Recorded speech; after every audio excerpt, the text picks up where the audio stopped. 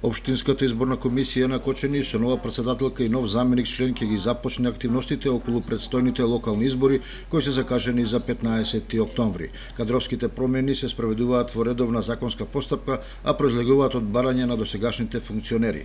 Имено Државната изборна комисија откако ги разгледала добиените барања за неприфаќање на извршувањето на функциите на дел од членовите кои досега биле во нејзин состав, прифатила да ги изврши неопходните промени.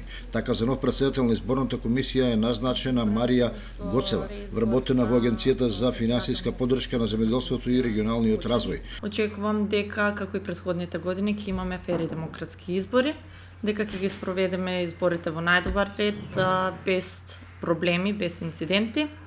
Во тек е формирањето на избирачките одбори, кои што до оваа година се сосем нови за разлика од минатите години.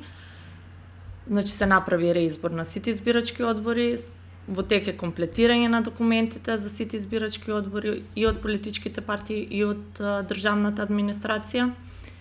И тоа е, тековните активности се според раковникот определен од Државна изборна комисија. Нов заменик член на Општинската изборна комисија е Драгица Георгиевска, вработена во администрацијата на општина Чешиново Облешево. Гоцева доаѓа на местото на Далиборка Сандевска Стојанова, вработена во општина Кочани, која наскоро треба да замине на породилно боледување, додека Георгиевска ја наследува Моника Јованова, вработена во Министерството за информатичко општество и администрација.